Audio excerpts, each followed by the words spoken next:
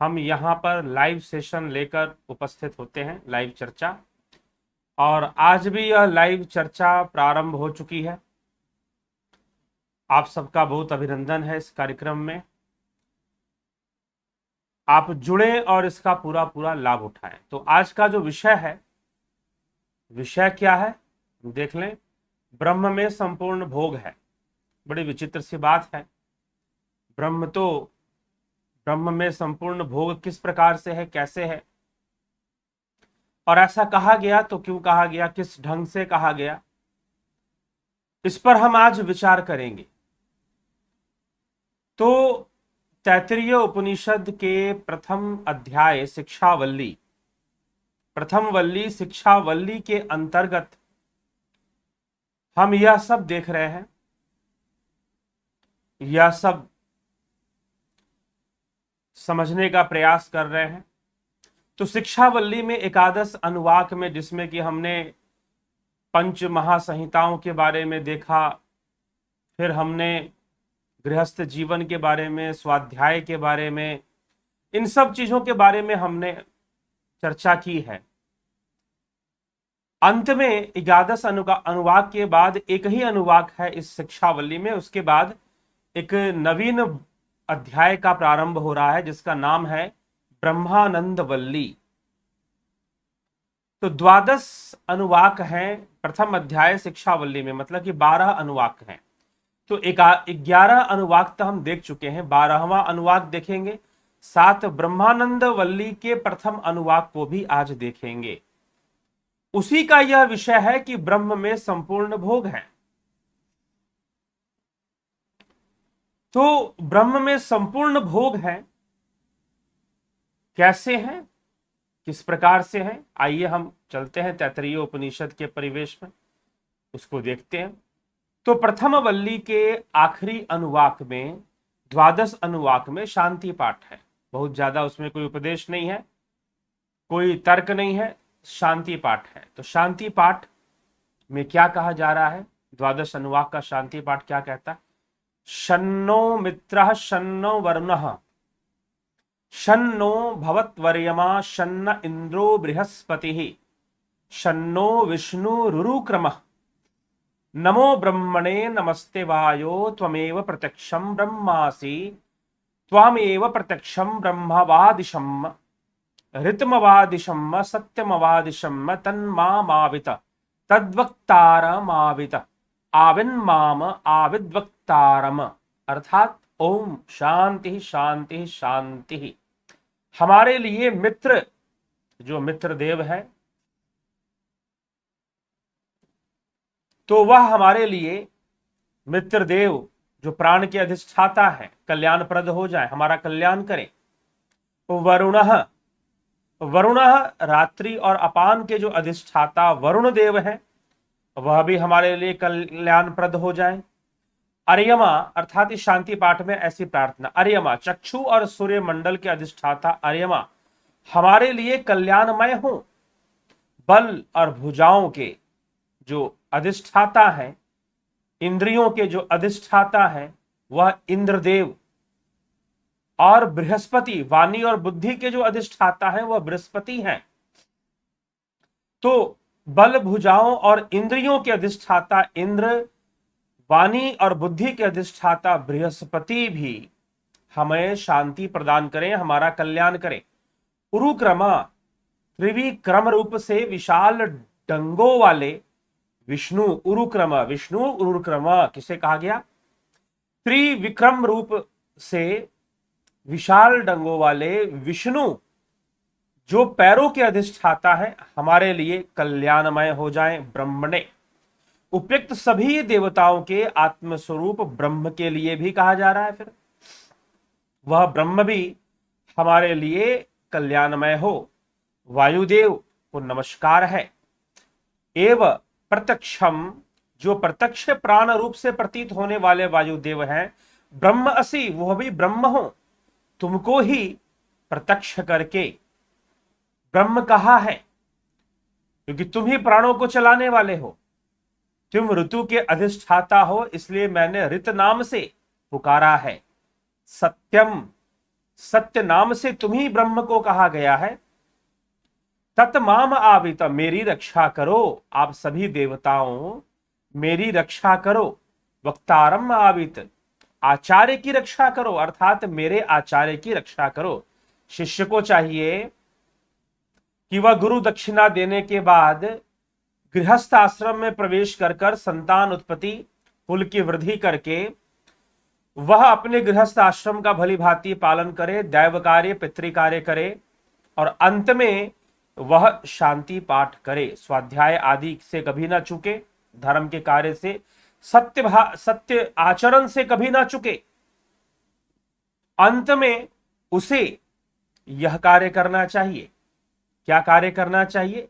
यह जो यहां पर शांति पाठ में सभी देवताओं का स्तवन करते हुए उनसे प्रार्थना करनी चाहिए कि वो मेरे और मेरी आचार्य की रक्षा करें। ठीक, मित्र, इंद्र, बृहस्पति, वरुण, अर्यमा, ब्रह्मा, विष्णु, इन सब से उसे प्रार्थना करनी चाहिए। ऐसा यहां पर शांति पाठ कर यहां अंत किया गया है शिक्षावल्ली का। अब प्रारंभ होता है ब्रह्मानंद वल्ली।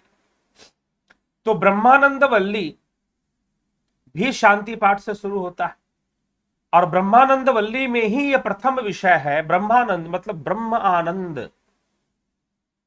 ब्रह्म में लीन होने का आनंद, ब्रह्म के साक्षात्कार का आनंद ही तो ब्रह्मानंद है। तो किस प्रकार से ब्रह्मानंद के बारे में यहां पर लिखा जा रहा है, आइए हम उसको समझने का प्रयास करते हैं। ओम सहनाववतु सहनौ भुनक्तु सह वीर्यं करवावहै तेजस्विनावधीतमस्तु मा विद्विषावहै। ओम शांति शांति शांति। तो पूर्ण ब्रह्म परमात्मन हम दोनों की साथ साथ रक्षा करे। हम दोनों की मतलब शिष्य और आचार्य, हम दोनों का साथ साथ पालन करे, साथ साथ ही शक्ति प्राप्त करें। हम दोनों की पढ़ी हुई विद्या तेजोमयी हो, हम दोनों परस्पर द्वेष ना करें। ऐसी प्रार्थना के साथ गुरु और शिष्य आश्रम के अंदर अपने अध्ययन को शुरू करते थे। गुरु और शिष्य अपने अध्ययन कार्य को शुरू करते थे। गुरु पढ़ाना शुरू करते थे, शिष्य पढ़ना शुरू करता था। गुरु शिक्षा देना शुरू करते थे, विद्या देना शुरू करते थे, शिष्य विद्या को ग्रहण करना शुरू करता था। ऐसी प्रार्थना से के साथ कौन सी प्रार्थना, कौन सा पाठ? ओम सहनाववतु सहनो भुनक्तु सह वीर्यं करवावहै तेजस्विनावधीतमस्तु मा विद्विषावहै। ओम शांति शांति शांति। ऐसी प्रार्थना करके कि हम दोनों साथ साथ हमारी रक्षा करें, हे परमात्मन, हम दोनों का साथ साथ पालन करें, साथ ही साथ हमें शक्ति प्रदान करें, वीर्य प्रदान करें, करवा वही प्राप्त करें, हम दोनों की पढ़ी हुई विद्या को तेजोमयी बनाएं, हम दोनों में कभी द्वेष ना हो, शिष्य गुरु में कभी द्वेष ना हो।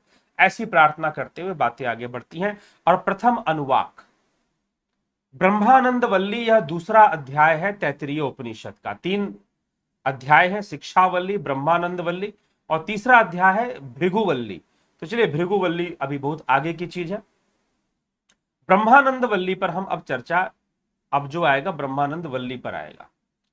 तो प्रथम अनुवाक में कहा जा रहा है, ब्रह्म विदापनोति परम तदेशाभ्युक्ता।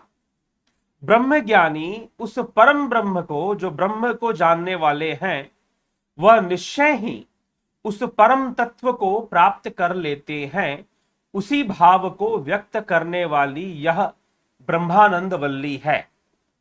अर्थात ब्रह्मानंद वल्ली किस भाव को व्यक्त करती है कि जो ब्रह्म को जानने वाले जो योगी हैं, तुरीय अवस्था प्राप्त, वो निश्चय ही एक दिन ब्रह्म में लीन होते हैं, वह निश्चय ही ब्रह्म की प्राप्ति कर लेते हैं।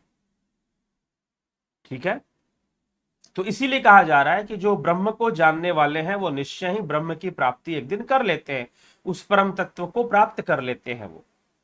तो उन्हीं के बारे में चर्चा करते हुए आगे फिर अगले श्लोक में कह रहे हैं, प्रथम अनुवाक के अंतर्गत ही दूसरे श्लोक में, दूसरे सूत्र में कहा जा रहा है, सत्यम ज्ञानम अनंतम ब्रह्म यो वेद निहितम गुह्याम परमे व्योमन सोऽश्नुते सर्वान् कामान सह ब्रह्मणा विपश्चितेति। ब्रह्म सत्य ज्ञान स्वरूप अनंतम अनंत है। जो मनुष्य परम विशुद्ध आकाश में प्राणियों के हृदय रूप गुफा में छिपे हुए जानता है, वह विज्ञान स्वरूप उस ब्रह्म के साथ समस्त भोगों का अनुभव भी कर लेता है, समस्त भोगों को प्राप्त कर लेता है। तो यहां पर कहा गया सत्यम ज्ञानम अनंतम ब्रह्म यो वेद निहितम गुह्याम परमे व्योमन सोऽश्नुते सर्वान् कामान सह ब्रह्मणा विपश्चितेति। कि उस ब्रह्म को, जो सत्यम ज्ञानम अनंतम ब्रह्म, ब्रह्म सत्य ज्ञान स्वरूप और अनंत है। सत्यम ज्ञानम अनंतम ब्रह्म, ब्रह्म क्या है? सत्य है, ज्ञान स्वरूप और अनंत है। यो वेद निहितम गुह्याम परमे वेमन, जो मनुष्य उस परम शुद्ध आकाश के समान, जैसे आकाश सर्वव्यापी है वैसे ब्रह्म उस आकाश के सदृश हृदय गुहा में विराजमान, गुह्याम यो वेद निहितम गुह्याम।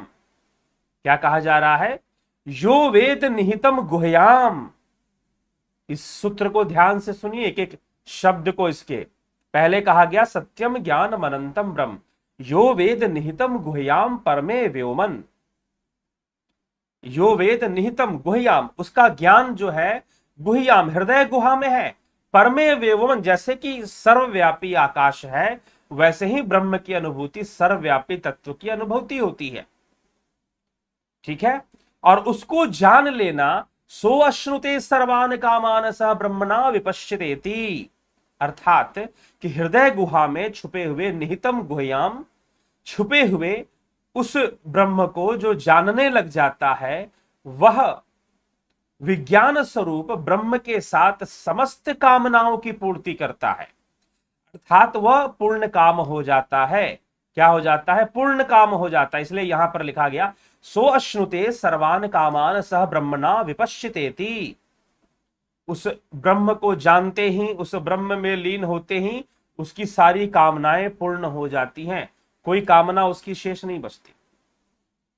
अन्यथा मनुष्य कामनाओं की पूर्ति हेतु संसार में बहुत अधिक भटकता रहता है। अन्यथा मनुष्य कामनाओं की पूर्ति हेतु संसार में दुखी ही नजर आता है। तो उसका यह दुख दूर कब होगा? क्योंकि वह पूर्ण होना चाहता है, वह अपनी सारी कामनाओं को पूर्ण कर लेना चाहता है। लेकिन उन कामनाओं को पूर्ण करने हेतु वह संसार में इधर उधर भटकता रहता है, संसार में इधर उधर भागता रहता है कि ये कामना ऐसे पूर्ण हो जाए, वो कामना ऐसे पूर्ण हो जाए, और अनेक प्रकार के कर्म करता है, पाप कर्म भी करता है अपनी कामनाओं को पूर्ण करने के लिए। और पाप कर्मों के वशीभूत फिर वो उन कर्म फल जब उसे मिलते हैं तो वो अत्यंत दुखी भी हो जाता है, वह अत्यंत अशांत भी हो जाता है। तो यह उसकी संपूर्ण विडंबना है एक जीव की। लेकिन अब उसकी यह विडंबना दूर कैसे होगी, कैसे खत्म होगा, यह संताप उसका कैसे दूर होगा? तो वो मात्र ज्ञान से संभव है, आत्मज्ञान से संभव है, ब्रह्म ज्ञान से संभव है, वैसे ही संभव है, और किसी विधि भी वह संभव नहीं है। तो इसीलिए यहां पर कहा जा रहा है कि अगर आप अपने मूल में चले गए, वास्तव में तरह तरह की कामनाएं, तरह तरह की विषमताएं इसलिए हैं क्योंकि हम अपने मूल से टूटे हुए हैं। वह ब्रह्म ही हमारा मूल है, और जब हम ब्रह्म में ही लीन हो गए, ब्रह्म को ही हमने जान लिया, ब्रह्म की ही प्राप्ति कर ली, तो निश्चय ही संपूर्ण कामनाएं अपने आप पूर्ण हो जाएंगी। फिर कोई कामना शेष नहीं रहेगी कि ये करना बाकी है या वो करना बाकी है। अरे ये करने को मिल जाता, वो करने को मिल जाता, ऐसा मिल जाता, वैसा मिल जाता, ये सारी चीजें खत्म हो जाएंगी। इसलिए मनुष्य को चाहिए कि वह ब्रह्म की ओर आगे बढ़े, ब्रह्म ज्ञान की ओर आगे बढ़े। कैसे आगे बढ़ेगा? तो योग मार्ग से, निधिध्यासन से वह आगे बढ़ेगा, और आगे बढ़कर उस ब्रह्म को जानेगा और निश्चय ही अपनी कामनाओं को पूर्ण कर लेगा। हाँ, यह कोई एक दिन का काम नहीं है, लेकिन साधना के मार्ग पर चलना पड़ेगा, ध्यान योग के मार्ग पर चलना पड़ेगा, तभी जाकर यह संभव है। जानना पड़ेगा ध्यान योग के मार्ग को। कल से एक नया सेशन ध्यान योग का प्रारंभ हो रहा है। कई लोगों ने उसे ज्वाइन किया है। अगर आप चूक गए हैं तो आप भी निश्चय ही उसको ज्वाइन कर कर लाभ उठाइए, जुड़ जाइए ध्यान की प्रक्रिया से, ध्यान योग की प्रक्रिया से। ठीक है, तो ये ब्रह्म को जानने के लिए यहां पर प्रेरणा दी जा रही है कि जो ब्रह्म को जान लेते हैं उनके सारे भोग अनुभव गम्य हो जाते हैं, उनकी सारी कामनाएं पूर्ण हो जाती हैं, सारी कामनाएं उनकी अनुभव गम्य हो जाती हैं। और अनुभव गम्य मतलब वो सब कुछ अनुभव कर लेते हैं। अब उनके लिए कोई अनुभव शेष नहीं रहता कि ये देखना बाकी रह गया, ये भोगना बाकी रह गया, ये करना बाकी रह गया, वो करना बाकी रह गया, नहीं रह जाता। वो ब्रह्मलीन हो जाते हैं। ठीक है, और उनकी सारी कामनाएं पूर्ण हो जाती हैं। संसार में अब कुछ करने के लिए उनके पास रहता नहीं है। और जब तक करने के लिए बहुत कुछ है तब तक तो भटकना है, तब तक तो घूमना है, तब तक तो आना जाना घूमना फिरना सब लगा ही हुआ है और लगा ही रहेगा सर्वदा। इसीलिए विचार करके हम सभी को उस ब्रह्म की ओर, उस ज्ञान की ओर निश्चय ही आगे बढ़ना चाहिए। तभी जाकर हम अपने जीवन को शांत कर पाएंगे, संतुलित कर पाएंगे। और तरह तरह की विषमताओं के कारण ही कामनाएं उत्पन्न होती हैं और फिर नहीं पूर्ण होने पर वह कामनाएं दुख का कारण बनती हैं। इसी को समझाते हुए श्री कृष्ण भगवान ने कहा है, ध्यायतो विषयान पुंसा संगस्तेषु उपजायते संगात संजायते कामा कामाद क्रोध अभिजायते क्रोधात् भवति सम्मोह सम्मोहात् स्मृति विभ्रम स्मृति भ्रंशात् बुद्धिनाशात् प्रणश्यति। श्री कृष्ण समझाते हैं कि तरह तरह की कामनाएं पूर्ण नहीं होने पर क्रोध हो जाता है और क्रोध से बुद्धि का नाश हो जाता है, सम्मोहन हो जाता है, सम्मोहन से बुद्धि का नाश हो जाता है और बुद्धि का नाश हो जाने के बाद फिर दुख ही दुख होता है, जीव अत्यंत ही दुखी हो जाता है। इसलिए जिज्ञासुओं, हमें विचार करना होगा और विचार कर कर हमें निश्चय ही इस विषय पर चिंतन कर कर विषमता से समता की ओर चलना पड़ेगा। ब्रह्म सर्वदा सम है, ब्रह्म सर्वदा सम की अवस्था में। जब हमें समता प्राप्त होगी, ब्रह्म प्राप्त होगा, तो हमारे भी गुण संतुलित हो जाएंगे। गुण संतुलित होने से कामनाएं संतुलित हो जाएंगी और फिर कामनाएं नष्ट हो जाएंगी। नहीं तो अभी तो बहुत कुछ लगा हुआ है, ये करना है, वो करना है, ऐसा करना है, वैसा करना है। लेकिन जो ब्रह्म को जान गया उसकी सारी कामनाएं पूर्ण हो जाती हैं, उसके सारे भोग नष्ट हो जाते हैं। ठीक है, तो हमें भी इस पर विचार करना है और विचार करके निश्चय ही सोचना है और समता की ओर चलना है, ध्यान योग की ओर चलना है। तभी सम की अवस्था की ओर, शांत अवस्था की ओर हम अपने कदम बढ़ा पाएंगे। सम अवस्था की ओर हम अपने आत्म अवस्था की ओर हम अपने कदम बढ़ा पाएंगे। तद्रष्टु स्वरूपे अवस्था नाम, स्वरूप की अवस्था हमें प्राप्त होगी। तो स्वरूप की अवस्था की ओर निश्चय ही हम अपने कदम बढ़ा पाएंगे। तो हमें इस पर विचार करना होगा, तभी जाकर यह संभव है। तो यह ब्रह्मानंद वल्ली का जो प्रथम अनुवाक है हमें इस प्रकार से प्रेरणा देता है कि हमें जो उस ब्रह्म को जानने वाले हैं वो संपूर्ण भोगों को पूर्ण कर लेते हैं। ब्रह्म के ही अंदर सारे भोग हैं और उनकी सारी कामनाएं भी साथ में पूर्ण हो जाती हैं। आवश्यकता ध्यान योग करने की है, आवश्यकता जानने की है। ठीक, तो चलिए देखते हैं आप अपने कमेंट्स में क्या कहते हैं, कौन कौन आया है। तो आवश्यकता है चीजों को समझने की, जानने की।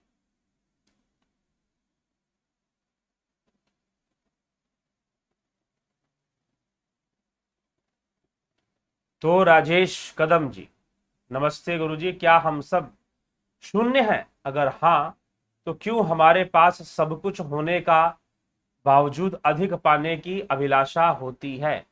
हम सब शून्य हैं, शून्य शब्द नहीं, हम सब ब्रह्म हैं। हम सब ब्रह्म हैं। हम सब क्या हैं? ब्रह्म हैं। हाँ, अब ब्रह्म को आपने कुछ और मान लिया है तो बात अलग, अपनी निजी परिभाषा बना ली है ब्रह्म की तो बात अलग है। शून्य नहीं कह सकते। शून्य किस लिए नहीं कह सकते, यही आदि गुरु शंकराचार्य ने तर्क दिया था। उन्होंने जब ब्रह्म की व्याख्या की, आदि गुरु शंकराचार्य ने जब ब्रह्म की व्याख्या की, तो कई लोगों ने उनसे कहा कि आपके ब्रह्म की जो व्याख्या है वह बौद्धों के द्वारा किए जा रहे शून्य की व्याख्या से ही मिलता जुलता है। तो आप ये प्रमाणित कीजिए कि आपका ब्रह्म और उनका जो शून्य है उसमें अंतर क्या है। तो आदि गुरु शंकराचार्य ने कहा कि बहुत बड़ा अंतर है। हाँ, ऐसा तुम्हें लग सकता है पढ़ते हुए कि एक जैसी बातें हो रही है, लेकिन वो एक नहीं है। क्यों नहीं है? क्योंकि शून्य का भाव कुछ और है, ब्रह्म का भाव कुछ और है। शून्य का भाव है कुछ भी नहीं। जैसे हम शून्य बोलेंगे मतलब जीरो, कुछ भी नहीं। लेकिन जैसे ही हम बोलेंगे ब्रह्म मतलब सब कुछ, ब्रह्म मतलब सब कुछ, तो जिसे शून्य कहा जा रहा है वही तो सब कुछ है। तो शून्य कह देने से यह हो जाता है कि भाई यह शून्य है, मतलब शून्य कह देने से यह हो जाता है कि कुछ भी नहीं है। लेकिन ब्रह्म कह देने से क्या हो जाएगा जी? ब्रह्म कह देने से यह हो जाएगा कि सब कुछ ही है। इसीलिए आदि गुरु शंकराचार्य ने तर्क दिया, जो कुछ भी नहीं है भला उसमें से कुछ कैसे उत्पन्न हो सकता है? सत्य है कि जो सब कुछ है उसी में से तो कुछ उत्पन्न हो सकता है ना, उसी में से कुछ आ सकता है। इसीलिए हम सब ब्रह्म हैं। हाँ, लेकिन ब्रह्म भावातीत है। ब्रह्म में भावनाओं का खेल नहीं, सुख दुख नहीं, पाप पुण्य नहीं, कर्म फल नहीं। ठीक, तो यह चीज है। तो ब्रह्म होना भी कुछ नहीं होने के बराबर है। किस जगत में? इस संसार में, कामनाओं की जगत में, तृष्णाओं की जगत में, इस त्रिगुणी माया में ब्रह्म होना भी कुछ नहीं होने के ही बराबर हो जाता है फिर। लेकिन शून्य कह देने से यह भाव आ जाता है कि शून्य का मतलब कुछ भी नहीं। तो कुछ भी नहीं में से ये संसार कैसे आ गया, फिर इतना सब कुछ कैसे आ गया? तो इसीलिए शंकर कहते हैं कि सब कुछ ब्रह्म है। सर्वम खलविदम ब्रह्म, सब कुछ ब्रह्म ही है। तो इसीलिए इसको इस प्रकार से समझना चाहिए। अनिल कुमार जी, गुरु जी प्रणाम। गुरु जी, आत्महत्या करने वाला बहादुर होता है या कायर? प्लीज, आत्महत्या करने वाला भटका हुआ होता है, भ्रमित होता है, भ्रमित होता है, भ्रमित। हाँ, उसे कायर भी कह सकते क्योंकि वो अपनी परिस्थितियों से भाग रहा होता है, उसका सामना करने के बजाय उससे भाग रहा होता है, तो उसे कायर भी कह सकते हैं। लेकिन भ्रमित तो जरूर है कि जो ये सोचता है कि वो अब उसकी समस्या का समाधान आत्महत्या करने से हो जाएगा, लेकिन नहीं होने वाला। और भटकना है, शरीर त्यागने के बाद भी भटकना है। स्मिता सावंत जी, चित्ररंजन बरुआ जी, ज्योति दत्ता जी, अभिनंदन, प्रेमपाल जी। गुरु जी ओम नमः शिवाय। चिंतन और मनन क्या होते हैं, कृपया समझाइए। चिंतन और मनन, चिंतन करना, ठीक है, किसी विषय पर चिंतन करना और मनन करना। जब मनन आ जाएगा तो वहां पर विश्लेषण आ जाएगा। विश्लेषण के साथ जब आप चिंतन करते हैं तो वो मनन हो जाएगा फिर। ठीक, यही अंतर है। भुवन राय जी, क्योंकि जीव एक योनि से दूसरे योनि में जाते हैं, लेकिन जो आत्मा ब्रह्म परमात्मा सदा स्थिर है या चलायमान है, वह तो सर्वव्यापी सदा स्थिर ही है जी, वो चलायमान नहीं। लेकिन वो किसी एक स्थान पे नहीं, वो सर्वव्यापी है। तो जब सर्वव्यापी है तो प्रत्येक वस्तु में है। इस जन्म में भी है, अगले जन्म में भी आपके साथ रहेंगे वो, उनके बिना कोई काम नहीं चलने वाला, सब कुछ उन्हीं से है। रूपलाल जी, राम निवास मीना जी, विश्व यात्री जी, ओम नमः शिवाय। अनिल कुमार जी, उषा श्रीवास्तव जी, राजू पाल जी, दुष्यंत चौहान जी, प्रणाम गुरु जी। कृष्ण भगवान गीता में कहते हैं मैं सभी भूतों में स्थित हूं, उनका आत्मा हूं, और एक श्लोक में कहते हैं कि सब भूत मुझ में हैं पर उनमें नहीं, सब भूत मुझ में है पर उनमें मैं नहीं। हाँ जी, ऐसा उनमें मैं नहीं, ये कहने का तात्पर्य ये है कि वो आत्मा रूप में तो सब में विद्यमान है ही। अहम आत्मा गुडाकेश सर्वभूताश स्थित, सभी भूतों में स्थित है। परंतु जब वो ये कहते हैं कि सब भूत मुझ में है, क्योंकि सब भूत उन्हीं से निकले हुए हैं, ब्रह्म से ही निकले हुए हैं, तो कृष्ण भगवान यहां पर अपने कृष्ण अवतार को नहीं कह रहे हैं, उस सर्वव्यापी ब्रह्म को कह रहे हैं। सब उसी में समाये हुए हैं, लेकिन वो उनमें नहीं, क्योंकि उनको ब्रह्म का ज्ञान नहीं,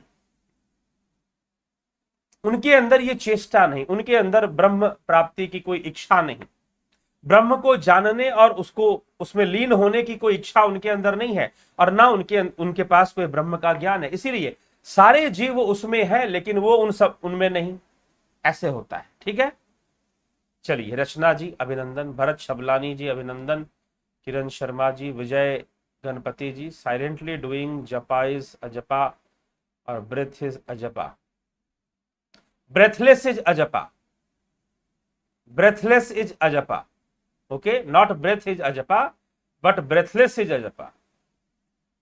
जय श्री राम, राहुल सिंह जी, पिंटू वासवा जी, पंकज मिश्रा जी, ओम नमो भगवते वासुदेवाय। इस मंत्र का मीनिंग पता है, भगवान वासुदेव को यहां पर नमन किया गया है। ठीक है, फनी वीडियोस, ओम तत्सत, सरोज कृष्णानी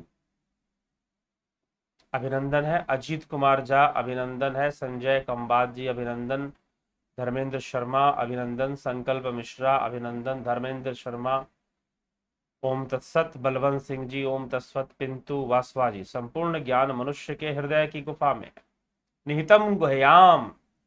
ठीक, भिखू खुशादिया जी, ओम भीम सिंह मीना, ओम तत्सत, रामनिवास सिंगल, ओम तत्सत, जय श्री कृष्ण योगेंद्र पंडित जी, आमिर सिंह जी करबद्ध नमस्कार सर, अपना कुल प्रांत जाति स्थान भी पापा का नाम भी जानना चाहते हैं, क्योंकि आप सत्य की स्थापना सबको पता है जी, ये सामूहिक वो है, तो ये यहाँ का विषय नहीं है।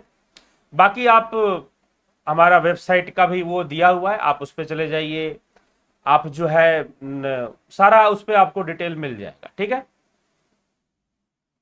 राम सुख चौहान, जय श्री राम जी, जयंती भाई पटेल जी अभिनंदन, एसपी सैनी जी। कोई भी व्यक्तिगत चर्चा आपको करनी है अपने विषय में या मेरे विषय में, तो व्यक्तिगत ही करिए। फिर अजित कुमार झा जी अभिनंदन है जी, गुरु जी क्या ब्रह्म निष्क्रिय है? जी हाँ, इस भाव जगत में वो निष्क्रिय है, सब कुछ करने वाला वही है। सुनिए, इसी बात को समझना है, सब कुछ उसी के द्वारा हो रहा है, लेकिन वह भाव जगत में निष्क्रिय है, वह भावातीत है, इसलिए भाव जगत में निष्क्रिय है। कर्म कैसे पैदा होते? तीन गुणों के विरोधाभास से, परंतु वो तीन गुणों के विरोधाभास में वो नहीं है, इसलिए वो निष्क्रिय है। सब कुछ हो रहा है उसी से, परंतु वह निष्क्रिय है। अब मैं आपको बोलूं कि पंखा हवा दे रहा है या बिजली हवा दे रही है, ये बताइए। अगर ये कहा जाए कि बिजली हवा दे रही हो, कि बिजली अगर कट चली जाए, इलेक्ट्रिसिटी सप्लाई बंद हो जाए, तो पंखा क्या हवा देगा? लेकिन बिजली तो बल्ब में भी है, बल्ब से तो हवा नहीं आ रही, अगर बिजली हवा देती तो बल्ब भी हवा देता। फिर अगर बिजली का काम हवा देना होता तो भैया बिजली हवा नहीं दे रही है, पंखा ही हवा दे रहा है, लेकिन सब कुछ करने वाली तो बिजली है ना, लाइट भी बिजली देने ही वाली है, और मोबाइल भी आप जहां पर ये देख पा रहे हैं लाइव सेशन, वो भी तो बिजली ही दे रही है ना, कि सॉफ्टवेयर दे रहा है, यूट्यूब दे रहा है, कौन दे रहा है बताइए? तो बिजली ही दे रही है, परंतु बिजली नहीं भी दे रही है कुछ, तो पंखे से हवा तो पंखा ही दे रहा है, पंखा ना होता तो बिजली हवा कहां देती, कुछ इस तरह की बात आ जाती है। फिर सब कुछ बिजली के कारण ही है, उसी का सब किया जा रहा है, लेकिन वह भावनात्मक जगत में परमात्मा कार्यरत नहीं होता। ठीक है, भावनाएं ही कार्यरत होती हैं, तीन गुण ही काम करते हैं, तीन गुणों के विरोधाभास से ही कर्म पैदा होते हैं, उन कर्मों के प्रतिक्रिया में प्रकृति फल प्रदान करती है। ठीक है, तो इसीलिए जब हम इस भाव जगत में रहते हैं, तो इस भव सागर में, इस भाव जगत के संदर्भ में जो कर्म हो रहे हैं, जो चीजें हो रही हैं, उनके संदर्भ में जब हम बात करते हैं तो ब्रह्म निष्क्रिय है, लेकिन सब कुछ करने वाला ब्रह्म ही है। चलिए, ललित गर्ग, सन और जुपिटर कोर्स के शुल्क आपके अकाउंट नंबर में डोनेट कर सकते हैं? जी हां, जरूर कर सकते हैं। आप संपर्क करिए, आपको सारा डिटेल दे दिया जाएगा, आपको बता दिया जाएगा सारा डिटेल, ठीक है? आप उसका लाभ उठाइए ज्वाइन कर। ठीक, अन्यथा डिटेल व्हाट्सएप कम्युनिटी उस पर भी दिया हुआ है, पोस्ट पर भी डाला हुआ है डिटेल, 29 तारीख वाला। चलिए, तो इसी के साथ अभी यहां विराम देंगे, विश्राम देंगे इस कार्यक्रम को। कल फिर 9 बजे आपको व्याख्यान मिलेगा, निश्चय ही आप उस व्याख्यान का लाभ उठाएं, उससे जुड़े और लाभान्वित हो। अभी फिलहाल आज इससे विदा लेते हैं। सबको राम राम, ओम तत्सत। ठीक है, बहुत बहुत आभार आप सभी का।